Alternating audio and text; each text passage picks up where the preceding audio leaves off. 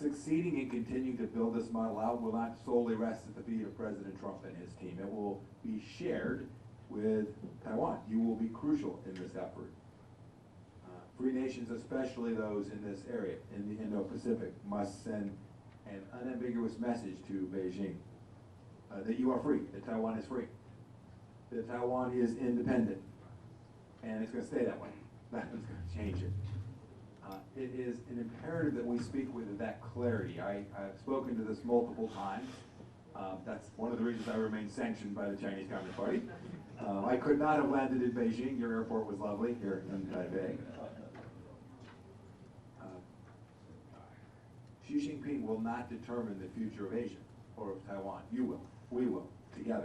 I'm glad to be here with you. I live not far from Washington, D.C. now. They're about to get 20 centimeters of snow. We'll shut the city down for a year or 6 months. My home state of Kansas is going to get twice that much snow, 40 centimeters. It'll be back up tomorrow. Knows how to deal with difficult weather. Happy New Year and many blessings to you for 2025. It is lovely to be back here in this new year at the start of the year where fresh beginnings are always on our mind. How it is we can continue to build on the things we have done together. And I want to especially thank you, the Formosa Republican organization, for hosting me here today, to have me, to give me this incredible opportunity to speak to you, folks in this room, and this distinguished set of panelists to be part of, but also to the people of Taiwan, and about the prayer that I have for the people of Taiwan, that as we talk about shared commitments, that the United States can and must and will continue to do its part alongside the people of Taiwan, and frankly the people of the Pacific, including those here in East Asia. It's an absolute imperative. 4 years ago, I made my first trip here to Taiwan. I was a recently former Secretary of State. I'm still a former Secretary of State, just a civilian. But I was deeply moved by the hospitality. I couldn't come here when I was a secretary. And one day, an American Secretary of State will come to this place. Perhaps, Lord willing, it'll be Secretary Rubio, who I know shares my view and love and understands the importance of this shared relationship as well. I think in short order he'll be confirmed, and he will be on mission working on this very thing. And I know we'll talk about that some today. I spoke last time I was with you, now just a few months back, in my third or fourth trip here, about the amazing work that's done here, the technology that's here.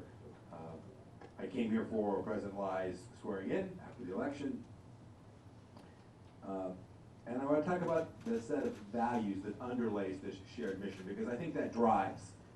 When I sometimes hear Taiwanese people question whether the United States will be there when it matters most, there's a political response, but importantly there is a moral response. There is a response that stems from our shared value set.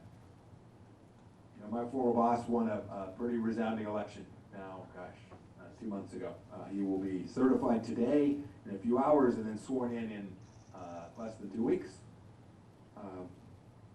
We had developed what we believed was a pretty effective model for deterrence against adversaries who wanted to undermine the set of rules and value sets that the people of Taiwan and the people of the United States hold dear.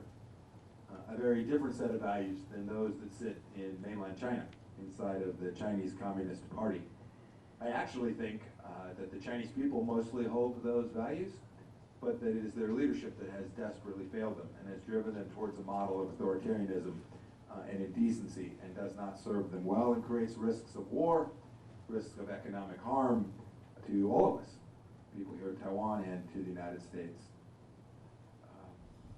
Succeeding and continuing to build this model out will not solely rest at the feet of President Trump and his team. It will be shared with Taiwan. You will be crucial in this effort. Free nations, especially those in this area, in the Indo-Pacific, must send an unambiguous message to Beijing that you are free, that Taiwan is free, that Taiwan is independent, and it's going to stay that way. Nothing's going to change it. It is an imperative that we speak with that clarity. I've spoken to this multiple times. That's one of the reasons I remain sanctioned by the Chinese Communist Party. I could not have landed in Beijing. Your airport was lovely here in Taipei. Xi Jinping will not determine the future of Asia or of Taiwan. You will. We will. Together. We'll do it alongside Japan. They'll share that. We'll do it alongside the Australians, alongside the Vietnamese, the Philippines, the Indonesians, and the Indians. This region shares a set of democratic values. We have different cultures, our histories are different, but the central understanding of respect for basic human decency and for property rights and the rule of law is something that we all hold dearly and we share. And that if we stand together and work together on this common mission set, we can deliver. We can get that very deterrence.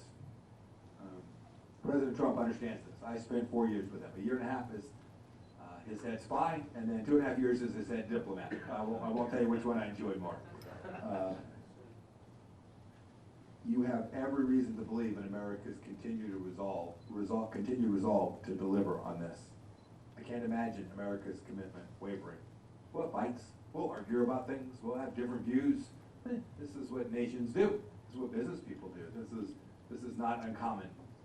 And we should fight hard. You should fight hard. You should advocate for your interests, and you should do that with a smile and decency. I pray that we'll do the same. But never mistake differences in ideas or in process for an absence of shared commitment. That would be foolish. It is what Xi Jinping wants you to believe. He wants you to believe that you are alone. He wants you to believe that this shared set of values is just a facade and not real. It's not true. We are right. He is not. You know, when I look back at my time as Secretary of State, I consider it the most important diplomatic work that I did in this region. I watched it in the halls of Congress. I saw them come to see President Trump and our team's leadership as giving them the space to do the right thing. You should know it transcended administrations. I think we built on what President Obama had done before. I think that President Biden's team built on some of the things that we did as well. If there's one set of policies where there was a through line, real continuity would have been in this space. Look, there's things I'm critical of. I think President Biden's team should have done better, different, faster. But in the end, I think you will continue to see this through line across a broad political perspective inside the United States. You know, in the United States, you all watched an incredibly contentious election. I lived it. I was out campaigning for President Trump and for Senate candidates all across the country. Why did President Trump prevail? I think he articulated an idea of free speech and rule of law and decency and American responsibility to lead across the world and to deter our adversaries that the American people grasped. I think they understood that the world is a more dangerous place than it was 4 years ago. And that had America done a better job at deterring our adversaries, especially our authoritarian adversaries, that risk would have been diminished. But this makes sense because this sits at the core of Abraham Lincoln's party, my party, the Republican Party inside the United States. They're the same values that you all have in the Formosa Republican Association. They are, in my judgment, largely universal values, and it's all about the execution. How do you deliver? You know, I've watched too our country go through lots of change. This modernization, in the same way that Taiwan is going through a massive modernization, the whole world is. By the way, you all are driving some of the technologies, innovation, creativity, manufacturing capabilities, commercial processes are being driven by this relatively small place.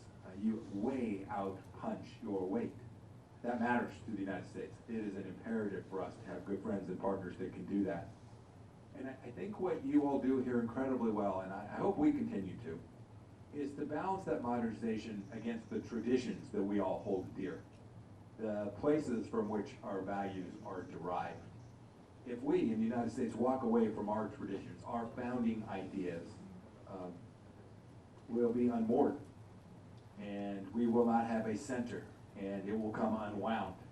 And the Chinese Communist Party spends a great deal of its time and energy, its united front, its efforts to unwind that understanding. They want the next generation of Americans not to appreciate the traditions and the decency of the United States of America, our founding ideas that are drafted into our Constitution, the way we govern. They're trying to do the same thing here, right? They want to tell a wolf tale. They want to tell, that's an American euphemism for like a lie, right? They want to tell this storyline about reunification. We all know, you all have lived it, you've experienced it, your parents have experienced it, your aunts and uncles and ancestors have experienced it. There's no more reunification of Taiwan with China and the man in the moon. This is an effort to destroy the sovereignty of this place, the uniqueness and independence of this place. And so as you nurture your proud and distinct cultural heritage, while embracing that change, all the change that the world has, I hope the world will learn from your success at doing that. I personally am counting on you to continue this. You know, I watch too, you have a pretty robust, contentious political process here too. I get you got conservatives, you got liberals, they got them all. We have the same thing. Let's not fear that. Let's understand that is our strength. Those of us who have one set of views about how things ought to roll ought to fight really hard for them, vigorously. In the political space, when I say fight, I'm speaking about a political process. I'm talking about a democratic set of processes. I pray that the democracies of the world can do that, and that we don't devolve into ways to fight for our ideas that are not decent, are not consistent with our traditions. There is a real risk.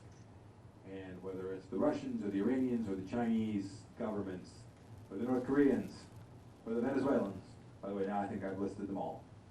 I'm pretty close. They want us to go a different path. They don't want us to defend those ideas that we hold most strongly. They want us to question them. And when we fight, they want us to fight in the streets.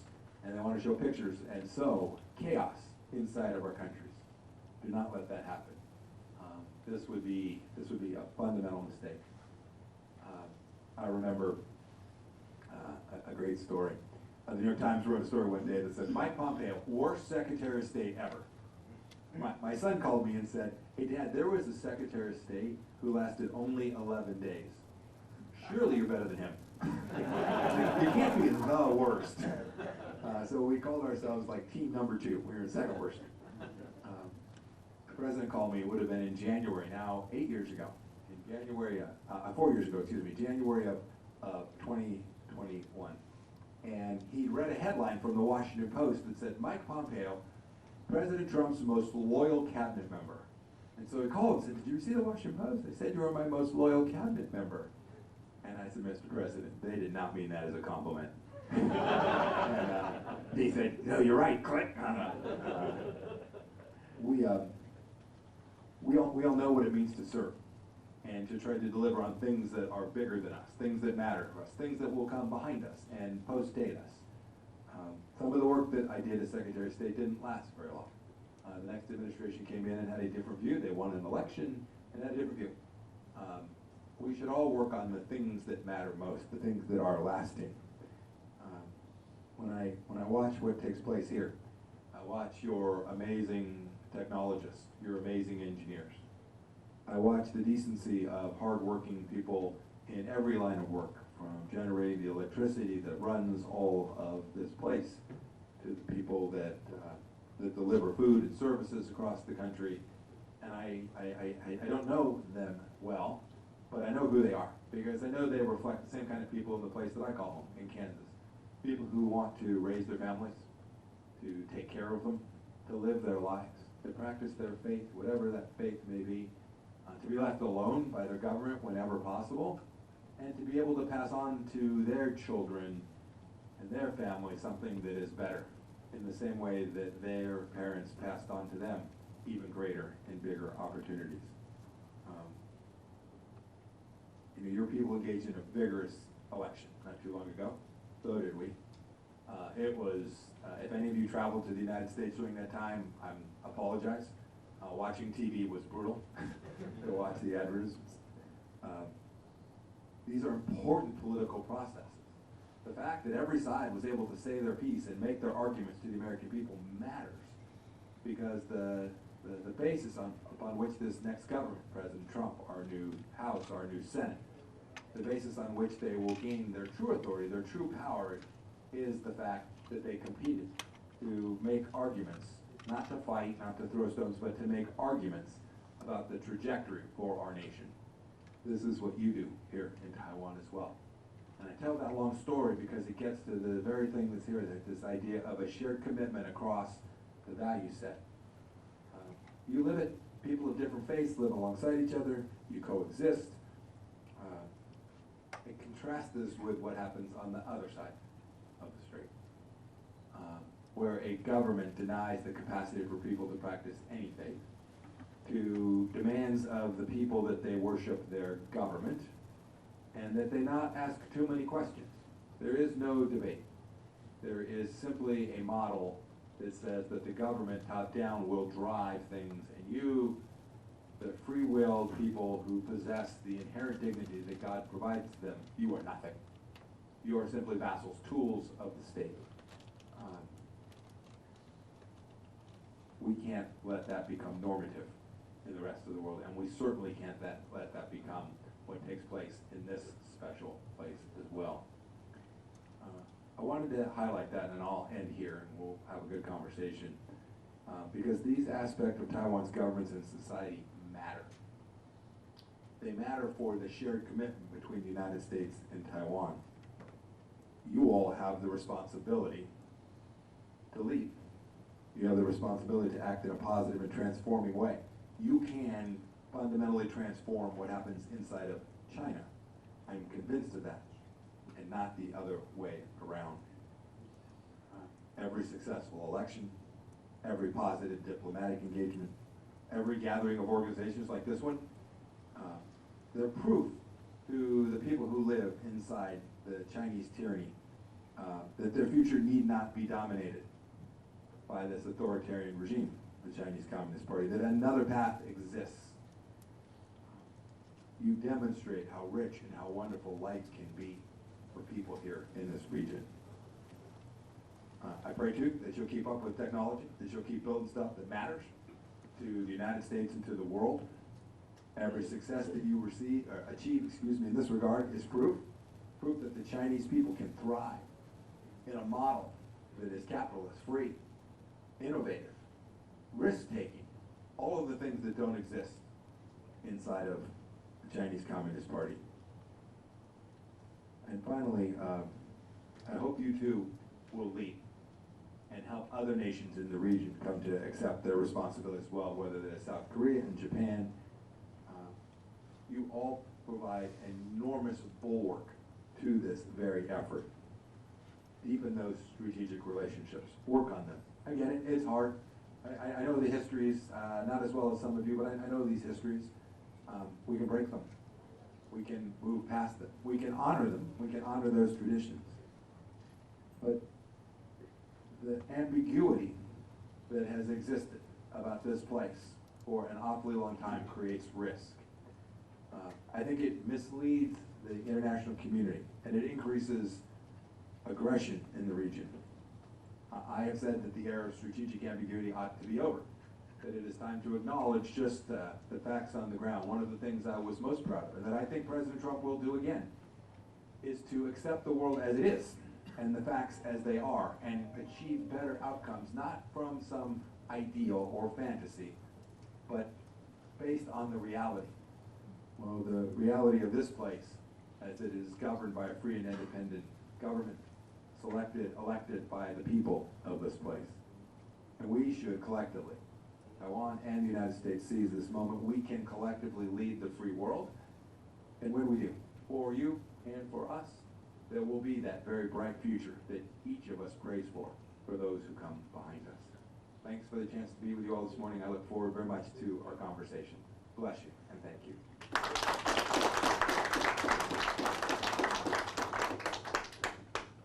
Thank you so much, Secretary Pompeo.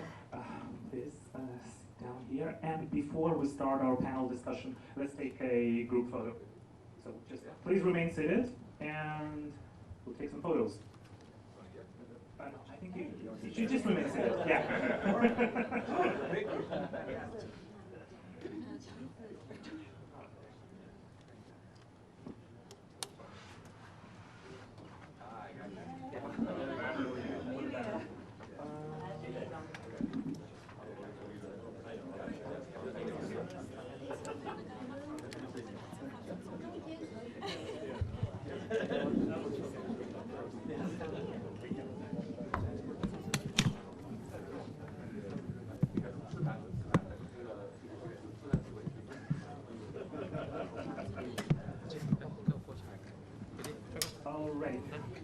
So if you can, please sit closer to the center so that everyone is in the frame.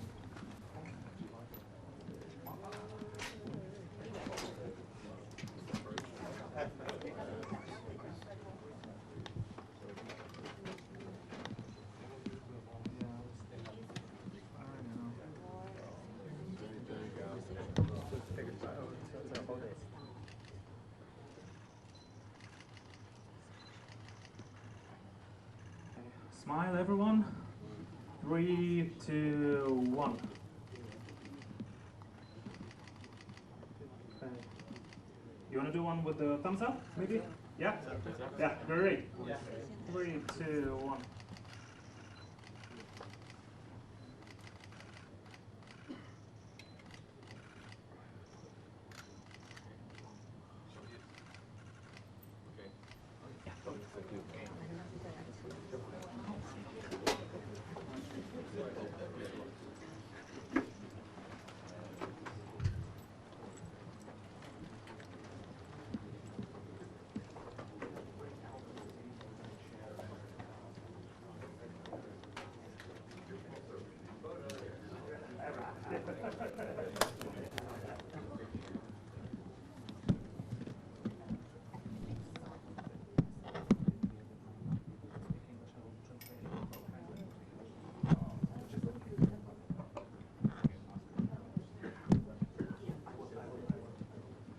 When we start our panel discussion, first we'll start with the panelists. There will be like half our panel discussion, and to each and every one of the panelists, please be concise and just go directly to your question. One question, then separate from answers. And then there will be some time for the media and for the audience to ask questions, also around half hour. So today we're going to be having a conversation in English, but if you ask your questions in Mandarin, I can translate for a separate from that. Thank you. Your place.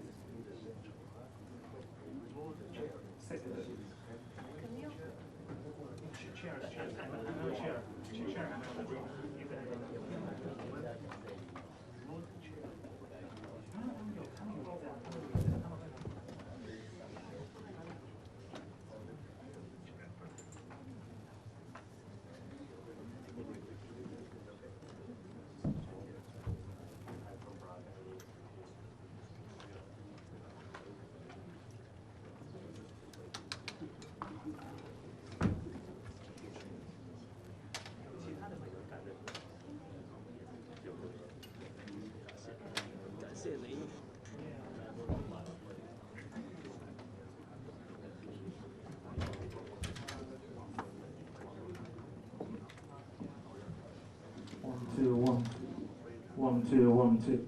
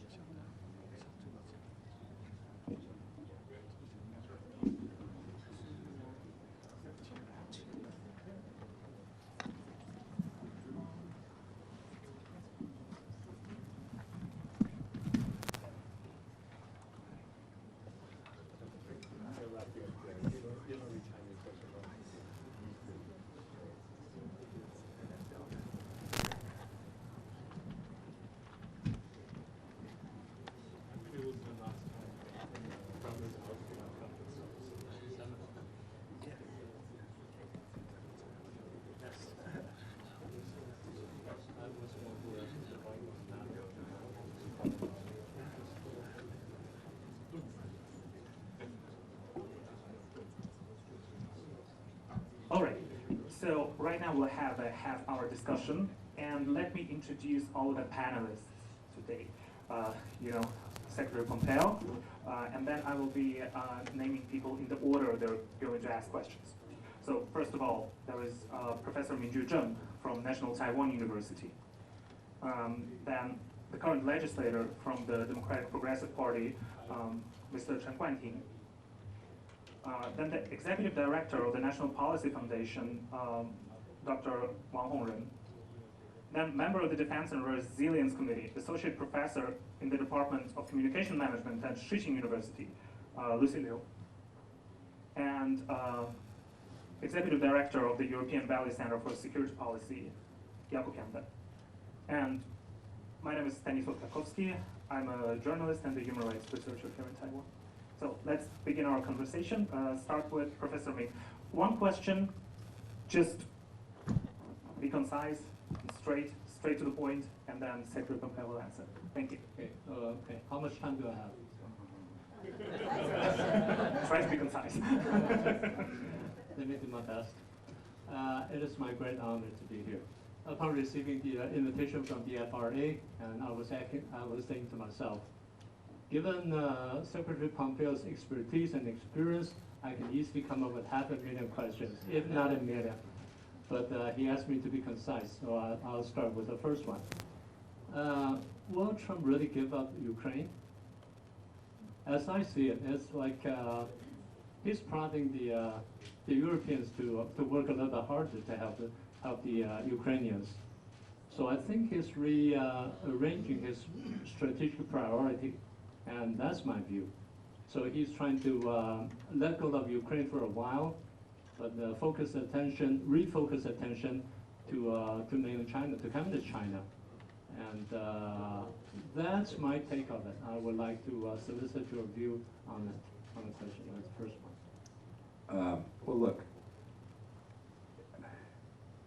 history unfolds in ways that are always surprising. But the best evidence of how President Trump will address the issues in Europe today, including the conflict between Russia and Ukraine, is to go look how we handled it for his previous 4 years. And in the previous 4 years, we were able to deter Vladimir Putin. Right? So President Putin took a fifth of Ukraine when President Obama was in office. He didn't take an inch of Ukraine when President Trump was in office. And not long after President Trump left, he went to war with Ukraine again. And so I suspect we will return to a model that has a much more strengthened deterrence model. Your question of will he, I forget what you said, will he allow Ukraine to fall? First of all, I don't think the Ukrainian people would permit that to happen, but second, I think the United States will continue to do the things that are necessary to deter the Russians. And that is, it's never easy, it's never a straight line, it is never riskless. All of those things are true, but President Trump's time on stage, I think, commanded a place for U.S. leadership in Europe, which did two things. I think to your second point, which convinced the Europeans to be more serious about their own security and their defense, to not just about spending money, but all the things that go into that, all the resilience, all the work that needs to be done to convince the bad guys that you're not a patsy, that you right to lose deterrence. He convinced the Europeans to become more serious about that after 25 or 30 years of complacency. And then second, I think too, President Trump's model had convinced Vladimir Putin that the cost of aggression in Ukraine would have been higher than the benefits. Right? I view Vladimir Putin as someone who very much knows how to do math. And he made a mistake. They failed. They thought they could actually roll through Kyiv, so he got that wrong. But his math was very clear. He believed that the benefit to Russia would exceed the cost because he didn't think that the West was prepared, Europe and the United States was prepared to defend this thing called Ukraine. And I'm convinced President Trump will restore President Putin's perception of costs associated with continued aggression, whether it happens in 24 hours or 24 weeks. I can't answer, but I'm convinced that things will look very different. Okay, the second part of the question is he rearranging his strategic priority? Is he seeing communist China as a bigger threat, or what? Well, I don't think there's any doubt. By the way, I think President Biden did this too. I think President Biden understood that the singular threat to the West was the Chinese Communist Party. I don't credit President Biden with having done enough to have actually executed against that, but no, President Trump will certainly do that. We shouldn't forget President Biden also got bogged down in a conflict in the Middle East over the last now year and 4 months because of a failed model of deterrence again. And so a lot of resources from the senior teams inside the U.S. government have had to spend the last 16 months trying to help get hostages back, try to take down the risks to the Gulf Arab states there. And so I think that did cause them to take some of their focus off of this region in ways that weren't helpful. So the follow-up question is, how does Mr. Trump, or how does President Trump look at Communist China? As a contender or as an enemy, just like what Reagan saw the former Soviet Union?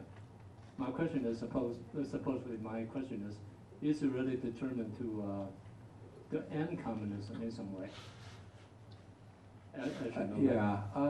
I go back to one of the most important things that was said in the Trump administration in our national security strategy. For the first time, we referred to them as an adversary, right? This language mattered. It was hard fought.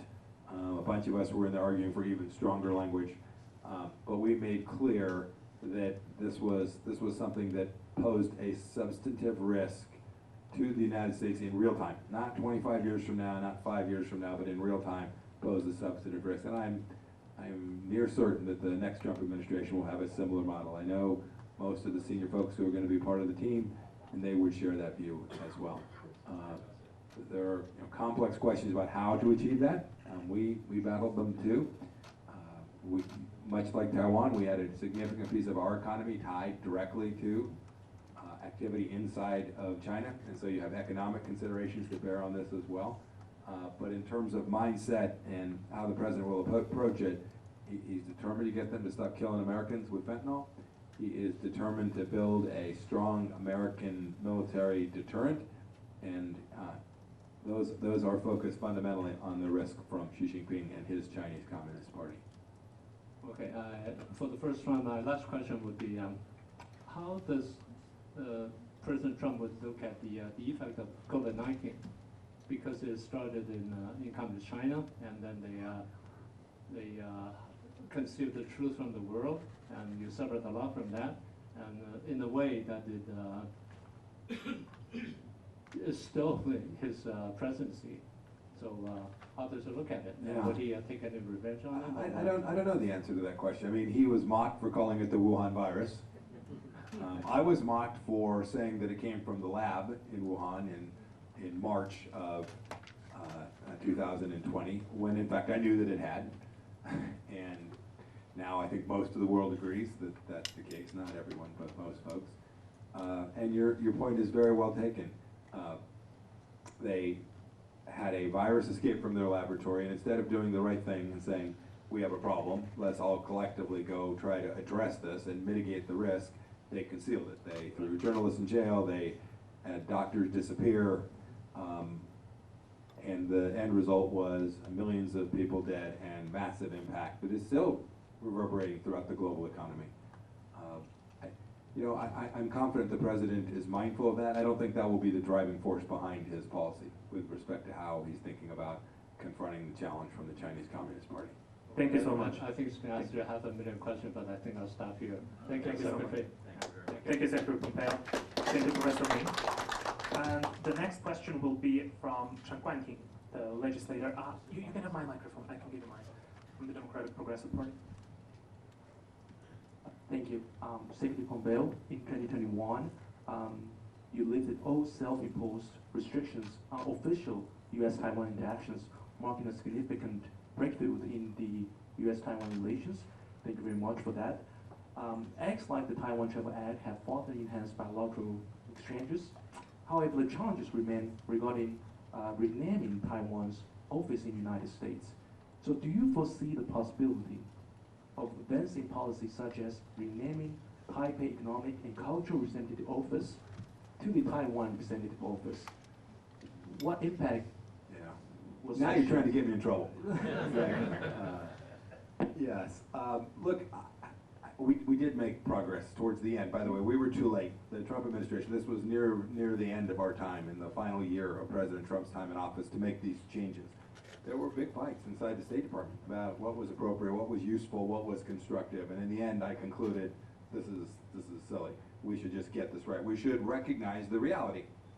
Miles, who's with me here today, was alongside me making the same arguments, and we ultimately did that.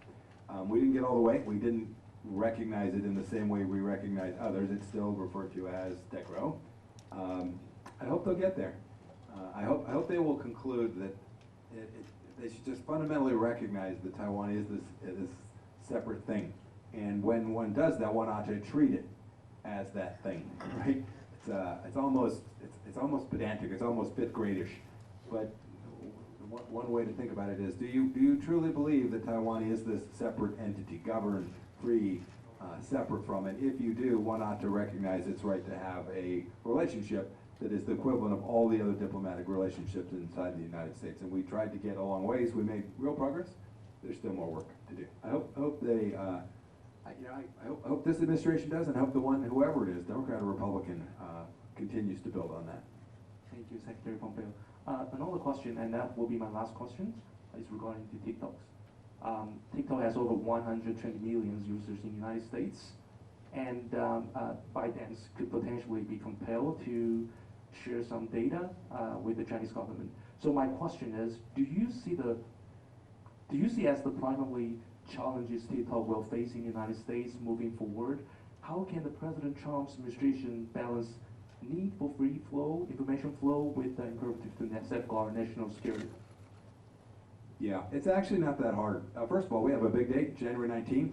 There is a law, statute, requiring Chinese divestment from ownership in that entity. We'll see what the courts do. We'll see what the Biden administration does. They'll still be in charge on January 19th till noon the next day. So it'll be fascinating. I don't have a prediction. You all can watch it unfold alongside me. But step back for a moment, if you will. The United States has, for decades, had a set of rules about foreign ownership of American media. No foreign country, no foreign enterprise can own a broadcast station. You can't own a media outlet. You can't own an American network. And somehow, with the advent of social media, we forgot the core rule, which is that it cannot be the case that adversarial nations have the capacity to control media outlets inside of your country. That's the rule that we should adopt. I think, frankly, every country ought to adopt that rule to protect themselves. TikTok is just an example. It's not, everyone focuses on TikTok, and I get it. It is problematic in its own way.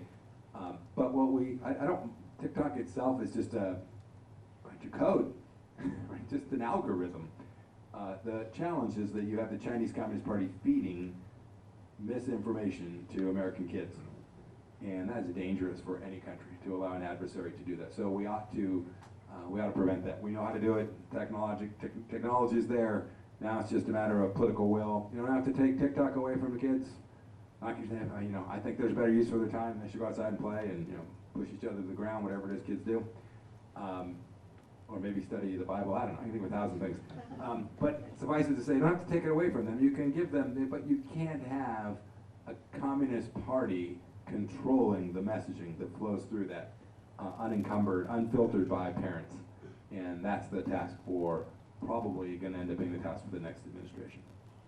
Thank you, Secretary Pompeo. Thank you, Legislator Chen. And the next question will be from the Executive Director of the National Policy Foundation, Dr. Wang Hongren. Thank you. First of all, thank you very much to the Formosa Republican Association for the kind invitation, giving me this opportunity to share the stage with Honorable Secretary Pompeo. My name is Hongren Wang. Here is my first question. I only have one question, actually. We all know that the Trump administration is about to take office, and we, Taiwanese people, anticipate that Trump's second term will be quite different from his first. For the Taiwanese public, Trump's references to Taiwan during his campaign have largely been framed in a negative light. However, we also have noticed that his new personnel appointments include individuals who has been very friendly toward Taiwan. Given this situation, the Taiwanese people, including myself, perceive the United States' new administration's policy toward Taiwan as contradictory and uncertain. So from your perspective, how should we approach and deal with this new Trump administration? Thank you.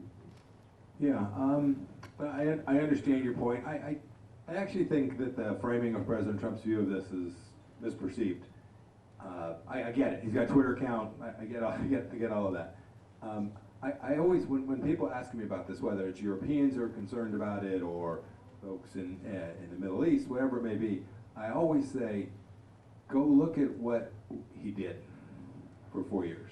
The best indication of how President Trump thinks about this is what actions he took when he had the capacity to actually take actions. Whether it was what we did with the embassy or with your diplomats or the work that we did in the Indo-Pacific, beginning what the Biden administration continued to build out in the Quad and with AUKUS, whether it was the work that we did in the Pacific Islands, we understood the threat to the region from the singular, actually two, count North Korea. I kind of think of them as one, with North Korea being a vassal state of the Chinese Communist Party. But suffice to say, we were trying to reduce nuclear risk, thus the conversations with Chairman Kim that I had. And second, to make clear to the Chinese Communist Party that the days of them being treated differently in the international community than any other nations treated are over. And that they were going to have to begin to behave the same way others did. That's one of the reasons we left the Paris Climate Accords, just as an example. Right? People think of that as a environmental statement. It was actually a statement that said, are you kidding me? Does anybody think the Chinese Communist Party is going to comply with the Paris Climate Accords? Anybody? Go ahead, put your hand up. Right? They're building coal-fired power plants at a rate that is staggering. And yet we were going to restrain ourselves. We were going to destroy the American economy and allow the Chinese economy to continue to grow. This is foolish. And I think what you'll see is President Trump have as his core driving principle the idea of reciprocity. What does that mean? That means if we have a set of rules at the World Trade Organization, so do they. If we have a set of restrictions that apply to us in a certain degree, well, so must they. And when they don't, we're not gonna play.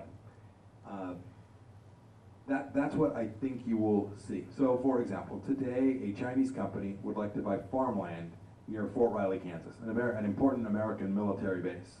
They can do it.